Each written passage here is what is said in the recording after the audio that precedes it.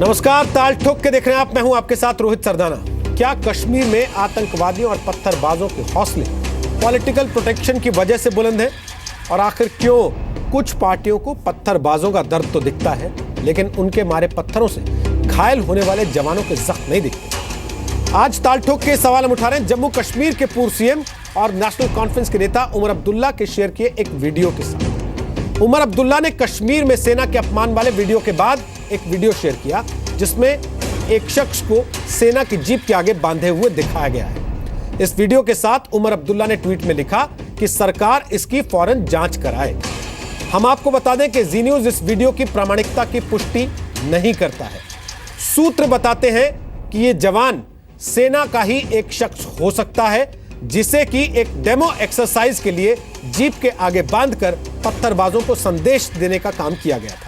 हालांकि इसके बावजूद सेना ने मामले की जांच के आदेश दिए हैं। सवाल यह कि देश की राजनीतिक पार्टियां जिस तरह कश्मीर के पत्थरबाजों और आतंकवादियों से नंबर बनाती हैं, क्या उसी वजह से कश्मीर में शांति नहीं लौट पा रही? और क्या अब कश्मीर में पत्थरबाजों के आतंक से निपटने के लिए अमेरिका और इजराइल जैसी सख्त पॉलिसी की जरूरत है? उमर अब्दुल्ला ने जो वीडियो ट्वीट किया वो इजराइल लंबे समय से पत्थरबाजों से निपटने के लिए करता आया है। अमेरिका भी आतंकवाद को खत्म करने के लिए कड़े से कड़ा एक्शन लेने से परहेज नहीं करता, जैसा कल उसने अफगानिस्तान में किया। अमेरिका ने आईएसआईएस के आतंकियों को खत्म करने के लिए सबसे बड़ा बम अफगानिस्तान पर कल गिरा दिया। इसलिए आज हम ताल ठोक के पूछ रहे हैं, क्या अब भारत को भी आतंक के खिलाफ इजराइल और अमेरिका जैसी पॉलिसी की जरूरत है? और जहां पत्थरबाजों के खिलाफ कार्रवाई राजनीतिक हंगामे की वजह बनती हो, जहां आतंकवादियों को मारने पर प्रदर्शन होने लगते हो, क्या वहां अमेरिका और इजराइल जैसी सख्ती संभव हो पाएगी?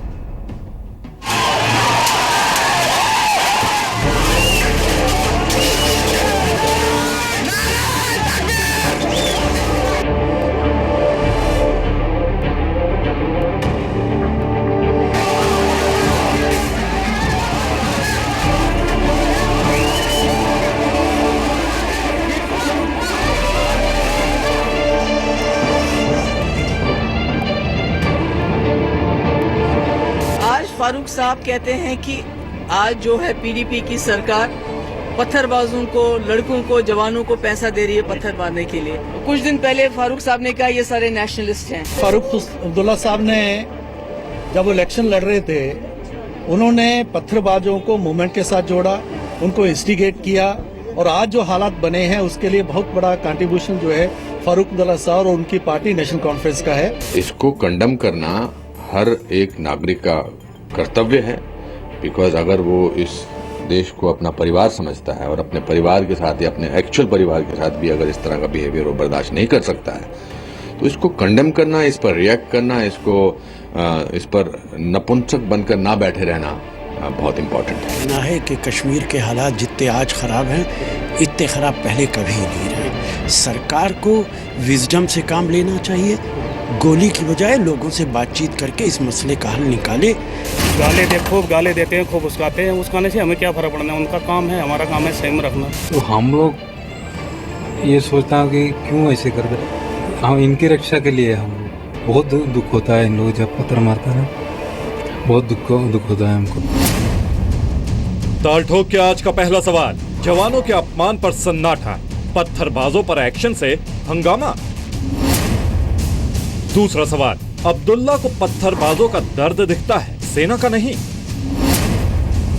तीसरा सवाल, पत्थरबाजों और आतंकियों के हौसले पॉलिटिकल प्रोटेक्शन से बुलंद।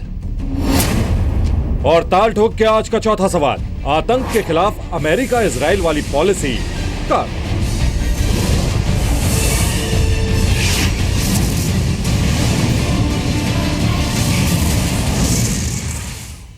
तो इससे पहले कि हम आज अपने मेहमानों से आपका परिचय कराएं, आपको एक बात फिर बता दें कि हम जो वीडियो आपको दिखा रहे हैं, जी न्यूज उस वीडियो की प्रामाणिकता की पुष्टि नहीं करता, लेकिन यह वीडियो जम्मू कश्मीर के पूर्व मुख्यमंत्री और नेशनल कॉन्फ्रेंस के नेता फारूक अब्दुल्ला ने सोशल मीडिया पर शेयर किया है। हम इसीलिए इस मुद्दे पर आज बहस कर रहे हैं क्योंकि खुद उमर अब्दुल्ला ने इस वीडियो को यह कहते हुए ट्वीट किया है कि इस मामले की जांच होनी चाहिए। हमने इस वीडियो पर एक्सपर्ट्स की राय भी ली है, लेकिन यह वीडियो हमारे रिपोर्टर्स ने, हमारे कैमरामैन ने शूट या रिकॉर्ड नहीं किया। हमारे साथ नूपुर शर्मा है, वो बीजेपी की नेता है, बीजेपी का पक्ष रखेंगी। हमारे साथ जुनैद मट्टू होंगे अब से कुछ सेकंड के बाद, वो नेशनल कॉन्फ्रेंस के प्रवक्ता हैं, पूर्व बैंकर और फाइनेंशियल विश्लेषक हैं। हमारे साथ राजीव त्यागी हैं, वो कांग्रेस पार्टी के राष्ट्रीय प्रवक्ता हैं। हमारे साथ सुशील पंडित होंगे, जो को फाउंडर है रूट्स इन कश्मीर के। और हमारे साथ major general retired R K. Malhotra साहब मौजूद हैं स्टूडियो में। वो नेशनल सिक्योरिटी काउंसिल में 8 साल तक काम कर चुके हैं, रक्षा विशेषज्ञ हैं। आप सबका स्वागत है ताल ठोक के में। नियम आप सबको एक बार फिर याद दिला दूं, 1.5 मिनट तक आप पहले सवाल के जवाब में अपनी बात रखते हैं। उस वक्त तक घड़ी चलती रहती है और जब आपका 1.5 मिनट पूरा हो जाता है, बजर बजता है। घड़ी बंद होने के साथ साथ आपकी आवाज भी खुद ब खुद बंद हो जाती है। तो सबसे पहला सवाल मैं जुनैद मट्टू से लेना चाहता था, लेकिन जुनैद मट्टू अभी हमारे साथ है नहीं। राजीव त्यागी, आपकी सपोर्ट वाली पार्टी है नेशनल कॉन्फ्रेंस, आप दोनों का गठबंधन है जम्मू कश्मीर में। क्या आप उमर अब्दुल्ला और फारूक अब्दुल्ला के साथ सहमत होते हैं जब वो आतंकवाद को इस तरीके से पॉलिटिकल प्रोटेक्शन देते हैं?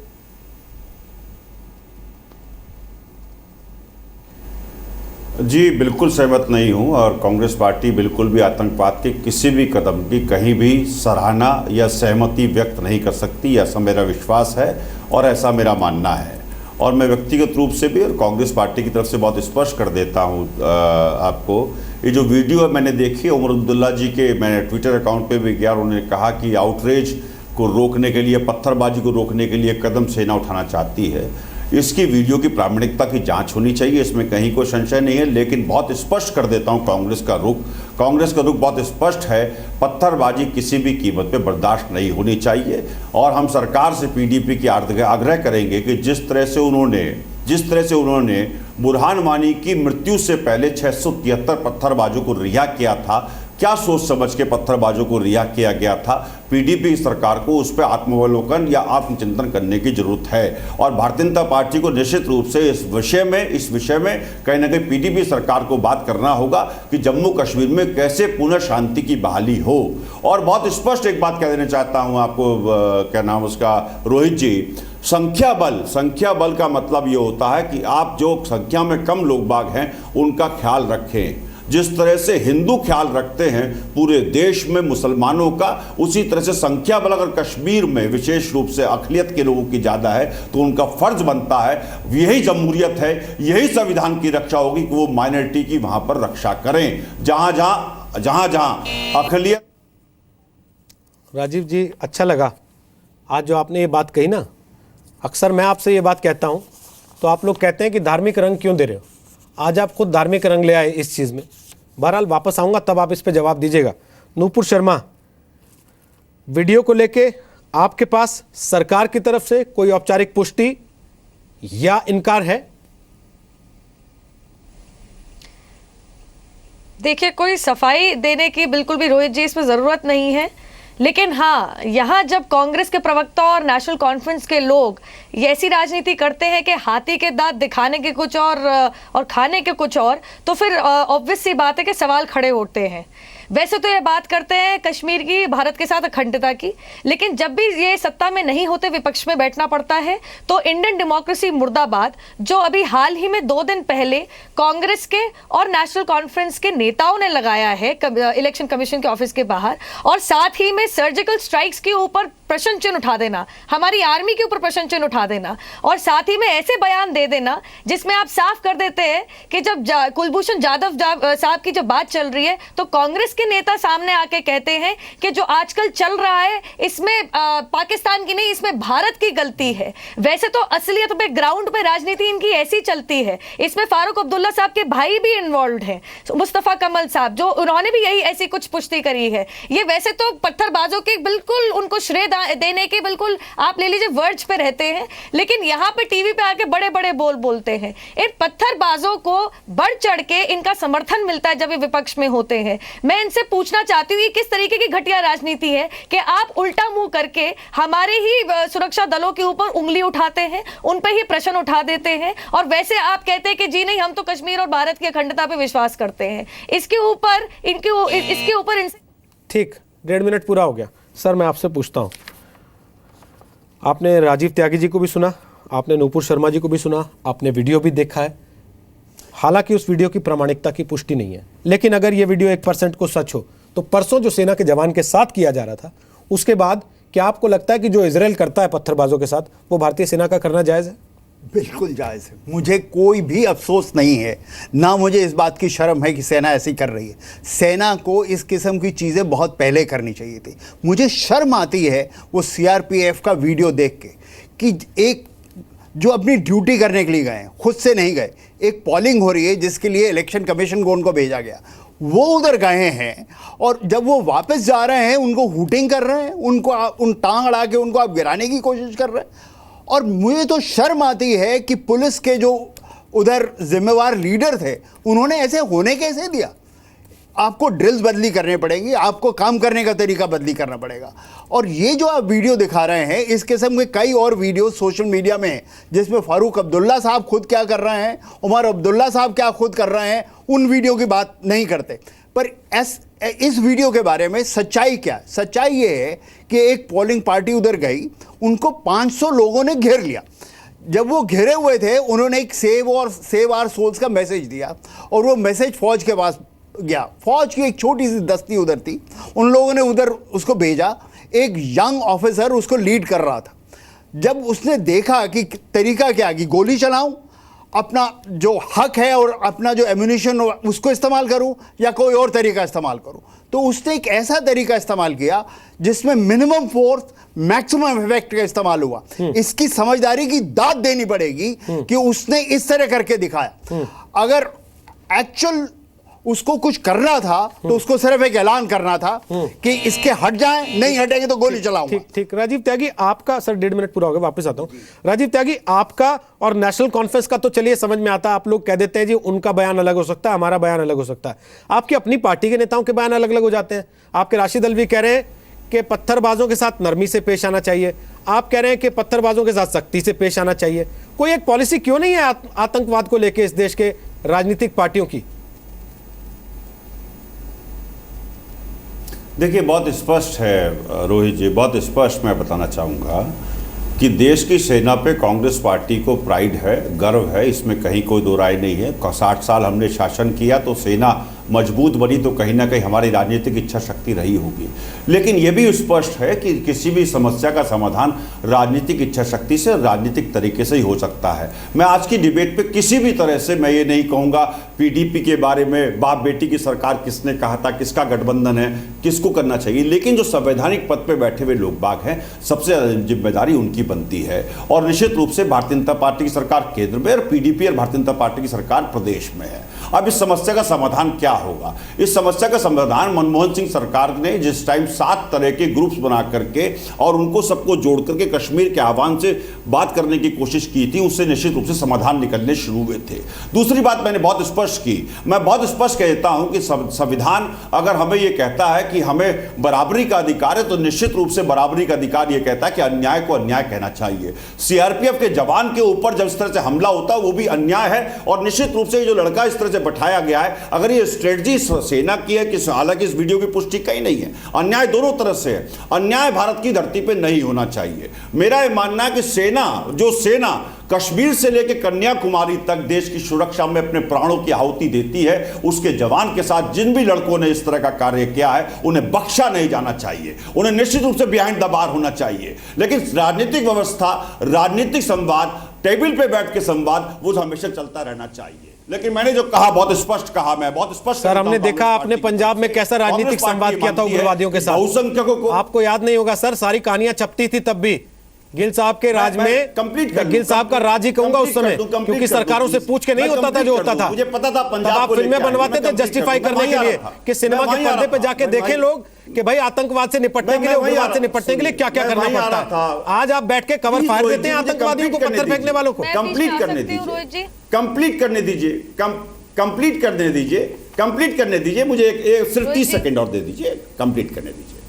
पंजाब का जो आतंकवाद था, निश्चित रूप से हमने बातचीत का संवाद भी जारी रखा। इंदिरा जी ने बातचीत की, टेबल पे बैठ के बातचीत की भी और समझौता भी किया और आतंकवादी को गोली से भी जवाब दिया। इंदिरा जी वो महिला थी जो किसी भी धर्म के आगे नहीं झुकी, किसी भी देश के आगे नहीं झुकी, और ना झुक करके उन्होंने पंजाब को अक्षुण्ण रखने का काम किया और पंजाब के आतंकवादियों को गोली का जवाब गोली से देने का काम किया। हम सरकार को कहां मना करते हैं? हम तो कभी नहीं कहते। हमने सरकार से सिर्फ एक प्रश्न पूछना चाहते थे, जिन लोगों को आप अलगाववादी मानते थे, जिस पीडीपी को आप ये कहा करते थे कि ये बाप बेटी की सरकार अलगाववादी है, आज उसके साथ गठबंधन में बैठने की आपकी कौन सी मजबूरी है? आज बुरहान वानी को शहीद मानने वाले लोग बाग, जिनको बुरहान वानी शहीद नजर आता है, उनके साथ भारतीय जनता पार्टी क्यों बैठी है? बुरहान वानी के परिवार को 4 लाख रुपए का त्यागी जी, दिक्कत क्या है ना, भाषण देने से उस जवान का दर्द कम नहीं होता जिसको पत्थर पड़ रहे थे। आप आरोप प्रत्यारोप भाषण देने से जवान का दर्द कम नहीं होता ना सर। देखिए अभी मेरे साथ जुनैद मट्टू फोन पे आ गए, मैं उनसे बात करूंगा। उसके पहले नूपुर अपनी बात रख लीजिए। जुनैद मट्टू को फोन पे ले रहे हैं, बोलिए बोलिए बोलिए। बोलना पड़ा। नूपुर मेरी बहन ने जिस तरह के आरोप लगाए, सर आप भाईचारा बाद में निभा लीजिएगा घर पे। फिलहाल कम से कम इस देश के जवानों को यह एहसास तो दिलाइए कि राजनीतिक पार्टियां उनकी टांगे खींचने के लिए नहीं आती है इस देश में, जो आप कर रहे हैं 4 दिन से। राजीव जी ये बात बता दें, जब फारूक अब्दुल्ला कहते हैं कि पत्थरबाज अपनी जान देश के हित में दे रहा है, सबसे पहले राजीव त्यागी जी ये बात साफ कर दे, जब हाल ही में फारूक अब्दुल्ला नेशनल कॉन्फ्रेंस की ये बात कहते हैं कि पत्थरबाज अपनी जान देश के हित में दे रहा है, तो ये उसी बयान से बात करती है। जिसको मैं मार रहा होता थप्पड़ मार के चला जाता, हम निंदा करते हैं। वो हमारे आदमी को फांसी टांग देते हैं, हम निंदा करते हैं। हमारे लोगों को मार के चला जाते हैं, हम निंदा करते हैं। हमारे घर के अंदर हमारे सेना के जवानों को मारा जाता रहता है, हम निंदा करते हैं। हमें शर्म भी नहीं आती। और जैसे ही सेना कार्रवाई करने लगती है तो उसकी भी निंदा करने कूद पड़ते हैं।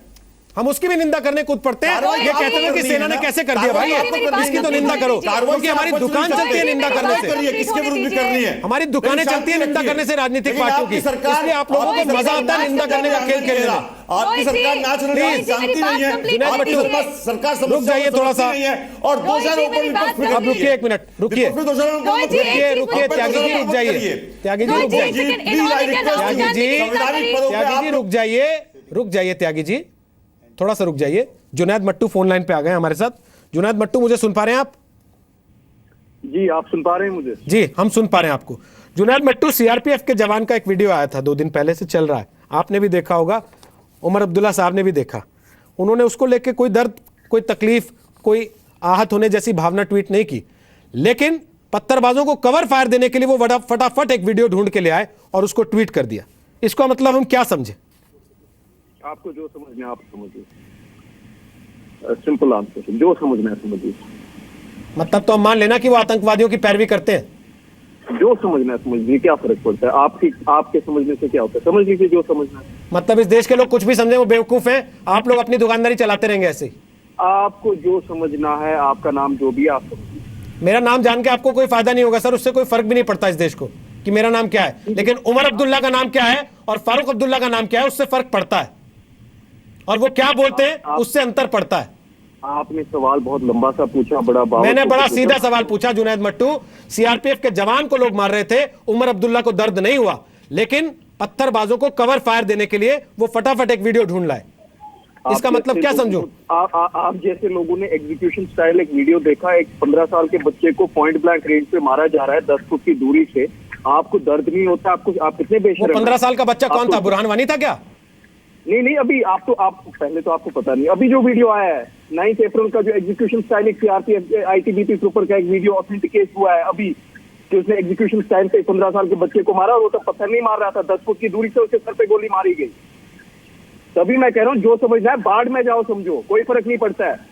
अच्छा, जो समझना है दिल्ली में बैठ के समझो। हमारे पीपल आर, आप श्रीनगर में यही करेंगे? आप श्रीनगर में बैठ के कवर फायर देंगे आतंकवादियों को और पत्थर फेंकने वालों को, बम फेंकने वालों को आप कवर फायर देते रहेंगे? सुनिए, आप आतंकवादी कहिए, आप टेररिस्ट कहिए, आपको जो कहना है आप कहिए, ये कश्मीर है। आपके कहने सोचने से फर्क नहीं पड़ता, हमारे लोग मर रहे हैं यहाँ पे। आपको जो सोचना है आप सोचिए, जो सोचना है सोचिए। वहां जो समझना है दिल्ली में बैठ के समझो। हमारे our people are not here to be treated like cannon fodder. Listen to me, मेरी बात सुनिए। आप आतंकवादी कहिए, सुनिए, आप आतंकवादी कहिए, आप टेररिस्ट कहिए, आपको जो कहना है आप कहिए, ये कश्मीर है। आपके कहने सोचने से फर्क नहीं पड़ता, हमारे लोग मर रहे हैं यहाँ पे। आपको जो सोचना है आप सोचिए, जो सोचना है सोचिए। वहां पे स्टूडियो में बैठ के बड़ी बड़ी बात, बिल्कुल जो समझना है समझो। Are people of Kashmir will not be treated like cannon fodder.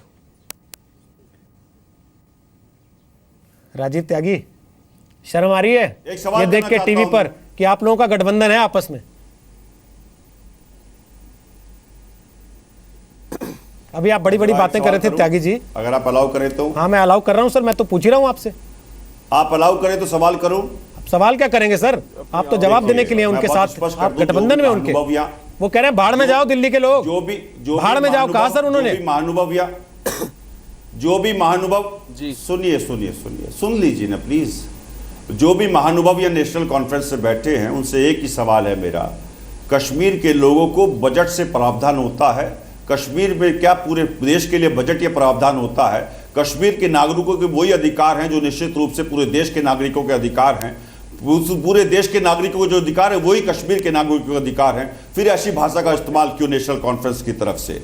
National conference से मेरा एक ही बात पूछना है, आपने कहा कि कैनन फॉडर नहीं है आपके लोग बाग, मानता हूं कैनन फॉडर नहीं है, लेकिन देश की आर्मी जिस वक्त कश्मीर में बाढ़ आई थी वही आपको बचाने का काम कर रही थी।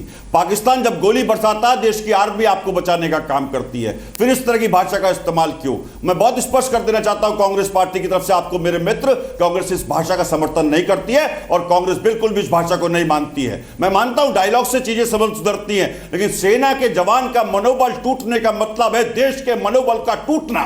कांग्रेस पार्टी मानती है कि सेना के जवान का मनोबल नहीं टूटना चाहिए और सरकार से आग्रह करती है कि सरकार निश्चित रूप से पत्थरबाजों की सख्ती से पेश आए। जब बाढ़ मट्टू बोलिए, देखिए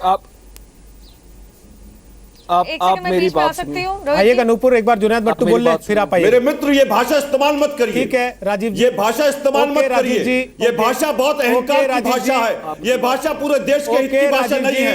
इस भाषा को वापस लीजिए। अगर संवाद नहीं होगा और इस तरह की भाषा का इस्तेमाल होगा देश का लोकतंत्र खतरे में होगा।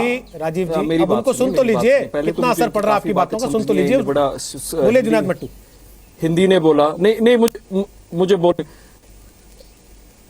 मेरी बात सुनिए सर, मेरी बात सुनिए। आपने बोल दिया बहुत, बात सुनिए बोल दिया आपने बहुत, बात सुनिए मेरी, सुनिए मुझे जवाब देने दीजिए। मेरी आपने सेना का मनोबल, आपकी सेना का मनोबल तब कहां गया जब आपने यहाँ पे, छोड़िए आप मुझे बोलने मत दीजिए, आपको जो बोलना है आप बोलिए। सेना पूरे देश की है, सेना आपकी भी है, सेना आपकी भी है my dear friend, take your words back. सेना आपकी भी है, वो सेना आपकी भी है, टेक योर वर्ड्स बैक, वो सेना आपकी भी है। नौजवानों ने किया उनको अरेस्ट किया जाए, लेकिन आप मुझे खुदा के वास्ते ये बताइए, आपको एक वीडियो आज वायरल हो रहा है जिसमें आईटीबीपी सीआरपीएफ का एक बंदा एग्जीक्यूट कर रहा है एक 15 साल के बच्चे को, 15 साल के बच्चे को। I don't give a damn.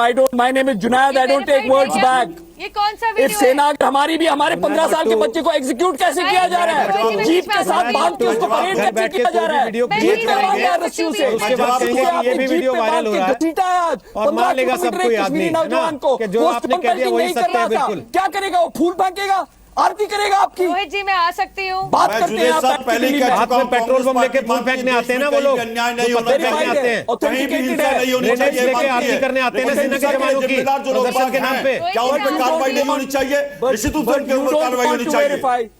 You don't want to authenticate it because you people are biased. You people are the B team. You people are the B team of BJP. We are not biased. We are not biased. We have mobilized for the country. Congress ने जीवन, देश को जीवन बचाने के लिए एक एक करके बोल लीजिए राजीव जी, एक एक करके बोल लीजिए। राजीव जी आपका सहयोगी बोल रहा है तब तो चुप रहिए कम से कम।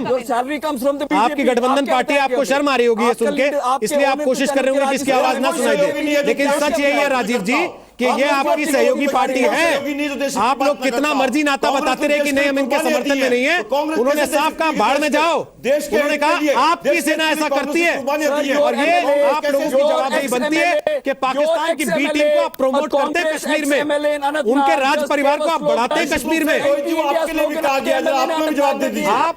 आप बढ़ाते हैं उस पाकिस्तान की बी टीम को कश्मीर में, उस राज परिवार को जो फेक वीडियोस, फेक फोटोज के जरिए दहशतगर्दी को बढ़ावा देता है, कवर फायर देता है। नूपुर शर्मा, उमर अब्दुल्ला पहले एक फोटो ट्वीट करते हैं, वो फेक पाई जाती है उनकी अपनी सरकार के दौरान की। फिर एक वीडियो ट्वीट करते हैं जिसपे सेना ये कह देती है कि ये एक्सरसाइज थी, आदमी टेरिटोरियल आर्मी का था, लोगों को मैसेज देने के लिए बांधा गया था, और ये उस वीडियो का भी इस्तेमाल करते हैं लोगों को भड़काने के लिए। बोल सकते हो राजीव त्यागी, आपकी आवाज बंद है, मेहनत मत कीजिए, बोलिए नूपुर। एक सेकंड। देखिए, सबसे पहली बात तो ये है कि ये भड़काने वाली जो राजनीति है ना, इनको ये वीडियो, नकली वीडियो नजर आ रहा है जिसके बारे में बात किए जा रहे हैं, जो वेरीफाइड भी नहीं है, लेकिन इनको वो वाला वीडियो नहीं नजर आ रहा है जिसमें सीआरपीएफ के जवान को लाते पड़ रही हैं, उनको मारा जा रहा है, और वो बिल्कुल भी अपनी सहनशीलता ना खोते हुए वहां पे चलते चले जा रहे हैं, बिकॉज उनके लिए प्रोटेक्शन ईवीएम की ज्यादा जरूरी है। इनको ये नजर नहीं आता है। जब ये सत्ता में होते हैं एनसी वाले, तब तो कहते हैं कि ये जो पत्थरबाज है, स्टोन पेल्टर्स है, ये गलत है और कश्मीर भारत का हिस्सा है, लेकिन आज विपक्ष में बैठे तो भड़काने वाली, बंटवारे वाली राजनीति करते हैं। और यहाँ पे कांग्रेस के प्रवक्ता बैठे, निंदा तो कर दी इन्होंने। ये सब सुनने के बाद क्या नेशनल कॉन्फ्रेंस अपना अलायंस तोड़ेंगे? और दूसरी बात, क्या इन्होंने राहुल गांधी की निंदा करी थी, जो कश्मीर की आजादी मांगने वाले समर्थकों की जाके समर्थन में खड़े हो गए थे जेएनयू के अंदर? जरा इस चीज का भी राजीव त्यागी जी जवाब दे दें। और मैं इतना भी कहना चाहूंगी कि इनको ये नजर आता है, हमारे लोग सुनिए रोहित जी, हमारे लोग कह रहे हैं ये, इनको हमारे लोग आज तक एकदम से इनको याद आ गया। जब पत्थरबाज सीआरपीएफ को जब अटैक करता है, तब इनके मुंह से उफ तक नहीं निकलती, निंदा तक नहीं निकलती, लेकिन जब पत्थरबाज का पत्थरबाज से सामना कर दे तो इनके भाई ब्लीडिंग हार्ट बाहर निकल आता है। ये किस तरीके की घटिया राजनीति है? इनके लोग इंडियन डेमोक्रेसी को मुर्दाबाद कहते हैं, नेशनल कॉन्फ्रेंस और कांग्रेस के। ये लोग क्या अखंडता को लिव अप करेंगे इंडिया की? They will never live up for Indians democracy, and that is the harsh truth. They only care about the vote bank. थोड़ा छोटा सुशील पंडित, अगर पूर्व मुख्यमंत्री खुद कवर फायर देगा उन पत्थरबाजों को, उन आतंकवादियों को, और उसके प्रवक्ता पाकिस्तान की भाषा में बैठ के यहां डिफेंड करेंगे, ना केवल डिफेंड करेंगे, खुलेआम धमकी देंगे, चैलेंज करेंगे हिंदुस्तान को, तब भी क्या सेना जीप पे नहीं बांधेगी? रोहित जी, हम जिस फारूक अब्दुल्ला की बात कर रहे हैं, 3 पीढ़ियां वो भारत के मुख्यमंत्री, जम्मू कश्मीर राज्य के मुख्यमंत्री रह चुके हैं। उनकी 3 पीढ़ियां वो भारत की सरकार में केंद्रीय मंत्री रह चुके हैं। उन्होंने पूरी जिंदगी सत्ता के थाल में बिताई है। आज उनको भारत में कमियां नजर आ रही हैं। आज उनसे पूछना पड़ेगा कि भारत की इस व्यवस्था के प्रति विरोध जताने से पहले क्या वो अपनी Z+ सिक्योरिटी हटवाएंगे?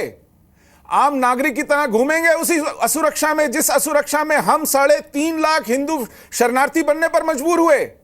ठीक उन्हीं के मुख्यमंत्री के काल में पूरी कश्मीर घाटी हिंदुओं से खाली करा ली गई, तब इनका एक आंसू नहीं टपका। आज उनको आतंकवादियों के खिलाफ की गई कोई भी कार्रवाई चुभती है। इन्हीं आतंकवादियों से सुरक्षा देने के लिए इन्हीं सुरक्षा कर्मियों को तैनात किया गया था, जिनको लाते और घूसे खाने पर मजबूर होना पड़ता है। ये किस तरह की दोगली राजनीति कर रहे हैं और ये कब सीखेंगे? इनकी उम्र कितनी बची है? ये कब सुधरेंगे? इनसे और क्या उम्मीद की जा सकती है? और इनके नुमाइंदे यहां आके कहते हैं भाड़ में जाओ। इन्होंने कश्मीर को भाड़ बना रखा है और भाड़ में झोंक दिया है उन्होंने कश्मीर की 70 लाख आवाम को। और फिर आप एंटी और ये कहते हैं भारत को भाड़ में जाओ। छोड़ दिया, आपको डिसएम्पैनल कर दिया। ये लोग भारत के टुकड़ों पर पड़ने वाले राजनीतिज्ञ हैं। नो यार सुशील, एहसान फरामोश इंसान, शरणार्थी नहीं हो, यू आर नॉट ए शरणार्थी। एहसान फरामोश इंसान इस देश के टुकड़ों पर पलता है तू।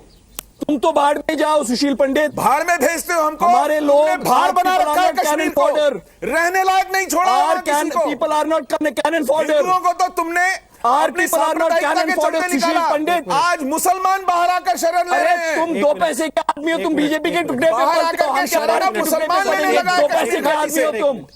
You were empaneled by the BJP. You were empaneled by the BJP for the campaign. You were thrown out by BJP. National Conference. You are an IP agent and I know that for a fact. Nupur please, You are funded by the Ministry of Home Affairs. You are a glorified spy. Junaid Mattu, आवाज आ रही है आपको मेरी? I am sorry. Nupur Sharma please, Nupur Sharma रुक जाइए। Junaid Mattu,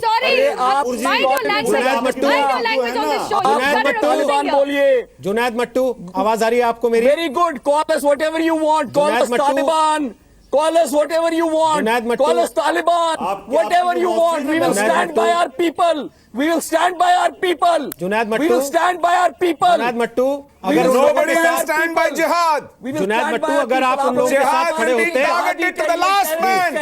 Please. We will stand by our people. हाँ madam. Junaid Mattu दिख Don't रहा है, take any Omar Abdullah doubt खड़े हैं about that. आतंकवादियों के साथ We will stand और by आप our उसकी people. पैरवी कर रहे हैं बैठ के।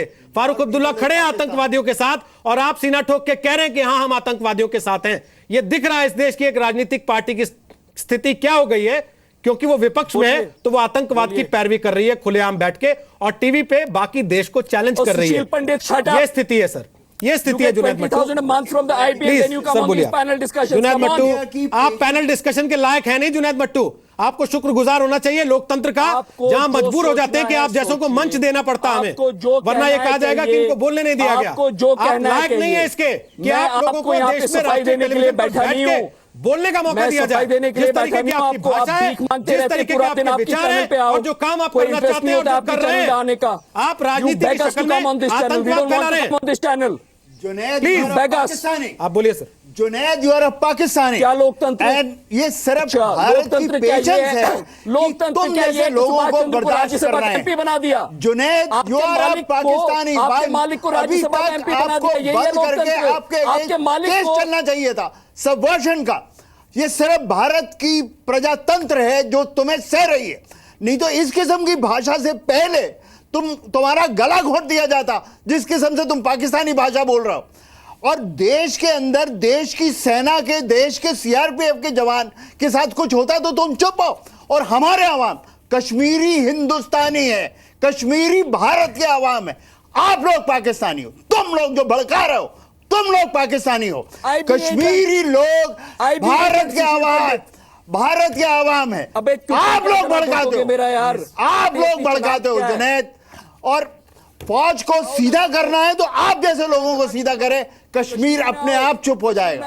आप जैसे लोग। एक चीज हमने तय किया जुनैद मट्टू, आपकी भाषा देखने के बाद ये हमने फैसला किया है कि आप इस लायक नहीं है कि आप टेलीविजन पर बैठे। आप अबे तबे करके बात कर रहे हैं। आप एक पार्टी के प्रवक्ता होने का दावा करते हैं। जुनैद मट्टू, पत्थर भी ले आइए और पेट्रोल बम भी ले आइए, फेंकिए ना वहां से बैठ के, फेंकिए पत्थर और पेट्रोल बम भी, और बताइए कि ये हैं हम। हमें टीवी पे मत बुलाइए, हमें जीप के आगे बांध दीजिए। राजीव त्यागी, आपने बहुत कोशिश कर ली अपने सहयोगी को समझाने की। Please Junaid Mattu, thank you, बहुत बहुत धन्यवाद आपका। जुनैद मट्टू धन्यवाद आपका, आपकी जरूरत नहीं है, आपकी जरूरत नहीं है।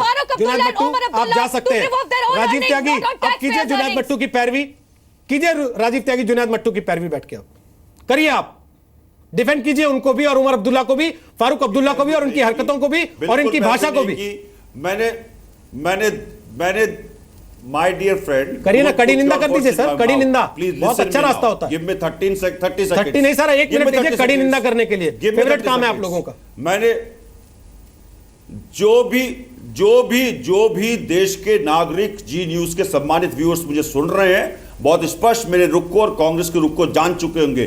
कांग्रेस ना तो किसी अलगाववादी मूवमेंट को सपोर्ट करती है, ना किसी आतंकवादी संगठन को सपोर्ट करती है। कांग्रेस से मानती है पूरा देश अक्षुण्ण है, और जिस तरह की भाषा इस व्यक्ति ने इस्तेमाल किया उसका कांग्रेस कतई सपोर्ट नहीं करती है। एक टीवी चैनल पे मैं वो व्यक्ति हूं जिसमें मोदी जी के बारे में जिसने फतवा जारी किया था उसको मैंने बहिष्कृत करने का काम किया कि इस ऐसे व्यक्ति के साथ मैं डिबेट नहीं करना चाहता। कलकत्ता का कोई मौलवी है, उसको मैंने बहिष्कृत करने का काम किया था। अब आते हैं कश्मीर के विषय पे। कश्मीर के विषय में बहुत स्पष्ट कहना चाहता हूं, मेरी बहन यहां पर बैठी हैं नुपुर जी। दिल्ली में जब सरकार आई थी 2014 में भारतीय जनता पार्टी की, जनवरी 30, 2014 मोदी जी का एक बयान जिसमें कहा गया था, भाइयों बहनों समस्या कश्मीर में नहीं है, दिल्ली में बैठी सरकार में है। तो अब अपनी बुआ जी के बारे में क्या कहेंगी मेरी बहन, जो महबूबा मुफ्ती वहां बैठी हैं और जो आतंकवादियों को मानती हैं कि वो अलगाववादी नहीं हैं, और जो अलगाववादियों से बात करने की पक्षधर हैं, जो भारतीय जनता पार्टी अपने आउट ट्रैकिंग सेरेमनी में पाकिस्तान के प्राइम मिनिस्टर को बुलाती है और बिना बुलाए पाकिस्तान चली जाती है, उसकी क्या दिशा है, क्या दशा है, ये मुझे भारतीय जनता पार्टी समझाने की बात करे, क्योंकि संवैधानिक पद पे भारतीय जनता पार्टी बैठी है। और प्रधानमंत्री के उस बयान को याद रखें कि भाइयों बहनों सरकार जो है दिल्ली में जो बैठी है उसकी दिशा और दशा में अंतर है, उसकी दिशा दशा खराब है। अब तो दिल्ली में सरकार कौन जम्मू कश्मीर में दोनों जगह एक ही सरकार कर रही है, शर्मा ये बताने की चेष्टा करें। तो नुपुर शर्मा, जम्मू कश्मीर में वो इच्छा शक्ति क्यों नहीं दिखाई देती सरकार में?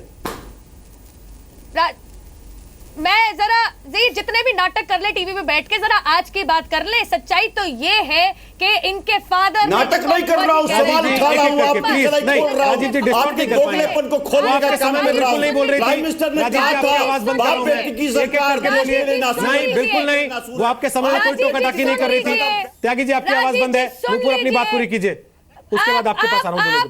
ये सबसे पहली बात तो ये है कि सैयद साहब ने आते ही कहा था नवंबर के महीने में, अपनी मृत्यु से 2 महीने पहले, कि मैं काम करूंगा कि कश्मीरी पंडित वापस यहां आ सके। ये कश्मीर की परेशानी आपकी देन है, ये मत भूलेगा कभी भी। और दूसरी बात, आप मुझे बता दीजिए, आपने अपने पूरे बयान में एक बार भी निंदा तो करी नहीं। क्या आप अपना अलायंस तोड़ेंगे? सैफुद्दीन सोस को क्या आपने अपनी पार्टी से निकाल दिया, जो इस पूरी परेशानी को भारत की प्रॉब्लम बताते हैं, पाकिस्तान की नहीं? कहते हैं भारत की गलती है जो कश्मीर में चल रहा है। आप निंदा ही करते रह जाएंगे, आपने तो अभी निंदा भी नहीं करी। आप मुझे आज स्पष्ट तरीके से बताइए, क्या राहुल गांधी को पार्टी से निकालेंगे जो कश्मीर की आजादी मांगने के समर्थन में चले गए थे जेएनयू? आप इस चीज का जवाब दे दीजिए। निंदा से कुछ नहीं होता।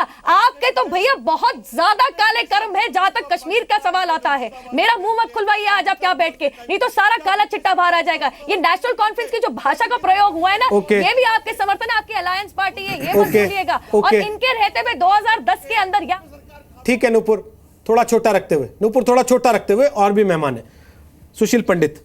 राजीव त्यागी आज ये कह रहे हैं कि दिल्ली में मोदी जी ये बात करते थे कि सरकार की इच्छा शक्ति नहीं है। जब उनकी सरकार थी तब कौन सी इच्छा शक्ति दिखाई देती थी? और जब यहां सरकार ने इच्छा शक्ति दिखाई, पैलेट गन चलाया, तो सबसे पहले रोना किसको आया? यह कौन सा सपोर्ट है आतंकवाद के खिलाफ सरकार का या सेना का, जिसमें आप वैसे तो पीछे से दम भरते हैं कि नहीं जाइए, ताकत के साथ इनका सामना कीजिए, और जैसे ही सेना ताकत का इस्तेमाल करे तो आप कहें कि आए मासूमों को मार दिया? ये दोमुही राजनीति की इंतहा हो गई है साहब। जिस फारूक अब्दुल्ला को कश्मीर में कश्मीरी में बयान देना है, जम्मू में हिंदी में बयान देना है, दिल्ली में अंग्रेजी में कुछ तीसरी बात कहनी है, सर्दियों में कुछ, गर्मियों में कुछ और बरसातों में कुछ और कहना है, उस फारूक अब्दुल्ला से तो अब तवक्को नहीं रही। लेकिन कांग्रेस कम से कम एक हाथ से दूध पिलाना और दूसरे हाथ से तमाचा मारना बंद करे। बहुत हो गया। इसी कांग्रेस ने, मैं आपको याद दिलाऊं राजीव भाई, अभी लोकसभा के उपचुनाव इसलिए हो रहे हैं श्रीनगर में कि वहां के तब के सांसद तारिक हमीद कर्रा ने त्यागपत्र दिया। वो पीडीपी के थे। त्यागपत्र देते वक्त उन्होंने जानते हैं क्या कहा? उन्होंने कहा भारत कश्मीर में मुसलमानों की नस्लकुशी कर रहा है। और ऐसे आदमी को आपने फौरन कांग्रेस में ले लिया। तो आप यहां कड़ी निंदा करें, कांग्रेस में ऐसे लोगों को भर लें कि कश्मीर में कांग्रेस, एनसी और पीडीपी के बीच फर्क करना मुश्किल हो जाए, तो फिर किस बात पर आदमी यकीन करेगा? आप फारूक अब्दुल्ला की कड़ी निंदा भी करें लेकिन उनका समर्थन भी करते हैं वहां के चुनावों में, तो भारत आपकी किस बात को, इस देश को आपकी कौन सी बात पे यकीन आएगा? और ऐसी ही राजनीति के चलते पिछले 70 साल में कश्मीर की यह दुर्दशा हुई है। वहां हम डेमोक्रेसी का नाम लेते हैं, लेकिन नेशनल कॉन्फ्रेंस के साथ मिलकर के जो 1987 का चुनाव लूटा था, उसकी कीमत आज तक यह देश चुका रहा है, क्योंकि उसी को बहाना बनाया जाता है आतंकवादियों द्वारा बंदूक उठाने के लिए। आपने मेरी आवाज म्यूट कर रखी है जी, उससे कहूंगा मेरी आवाज खोलने का। आपकी गलतफहमी है त्यागी जी, आपको चुप कराने के लिए बताना पड़ता है आवाज बंद है, सबको सब सुनाई दे रहा है। लेकिन अच्छा है, कम से कम आप दूसरों को बोलने देते हैं, सुनते तो हैं कम से कम कि वो क्या बोल रहे हैं। जनरल साहब, मैं आपसे एक चीज पूछता हूं, इन सारी चीजों के बीच, क्योंकि राजनीतिक पार्टियों का जो स्टैंड है वो सबको पता है, राजनीतिक पार्टियां अपने फायदे के हिसाब से अपनी पोजिशनिंग करती हैं, और मैं ये मुंह पे कह रहा हूं, चाहे वो कांग्रेस हो, चाहे वो बीजेपी हो, चाहे वो नेशनल कॉन्फ्रेंस हो, चाहे वो पीडीपी हो, ये लोग कितना भी दावा करें, देश के लोग समझते हैं स्थिति आज की तारीख में सब कुछ सामने है, कुछ भी किसी से छुपा हुआ नहीं है। सेना के मनोबल पे फर्क नहीं पड़ता इस तरह की हरकतें जब होती हैं? इतना ज्यादा फर्क पड़ता है, क्या बताऊं। रोना आता है देख के कि क्या हालत हो रही है उनकी, क्या दुर्दशा हो रही है उधर सेना को। उनके हाथ बांधे हुए हैं, उनको कुछ करने नहीं दिया जा रहा। अगर गोली चला दें तो आप सवाल पूछना शुरू कर देते हैं कि गोली कैसे चलाई। एक ऑपरेशन हो रहा, उस ऑपरेशन में लोग इकट्ठा हो रहे हैं, और ये पाकिस्तान की मदद। आप यकीन से ये इंफॉर्मेशन है कि पाकिस्तान कंट्रोल करता है उन फ्लैश मॉब्स को, लेकिन यहां राजनीति हो रही, यहां कह रहे हैं आप बात करें, बात झुकना चाहिए सरकार को, इस तरह झुकना चाहिए सरकार को। क्या बात करते हैं, ताकत दिखानी चाहिए। और ये कहना कि किसी मजलूम को उधर बिठा रखा, आपको कहना चाहिए इस किस्म से और भी कड़े वक्त काम करिए। आप वो करिए जो इजराइल करता है, आप वो करिए जो अमेरिका करता है, तब जाके इनको पता लगेगा कि हम भारतीय ताकत का इस्तेमाल भी कर सकते हैं। अभी तक आप कमजोरी समझते हैं और कमजोरी का फायदा उठा रहे हैं कि एक आदमी आके हमें ये बोलता हम कैनन फॉडर नहीं है, तुम भाड़ में जाओ। भाड़ में उनको भेजने का तरीका है, जब तक आप उनको एक दफे उन लोगों को, कुछ लोग हैं, अगर उन कुछ लोगों का आप भाड़ में भेजेंगे तो सही होगा। और उसके लिए सेना के पास बहुत तरीके हैं उनको सीधा करने के लिए, उनको मौका दें। जब तक आप उनको मौका नहीं देंगे, इसी किस्म की बयानबाजी होती रहेगी, इसी किस्म से होता रहेगा कि साहब आप बातचीत से फैसला करें, और बातचीत का माहौल तो बनने दें।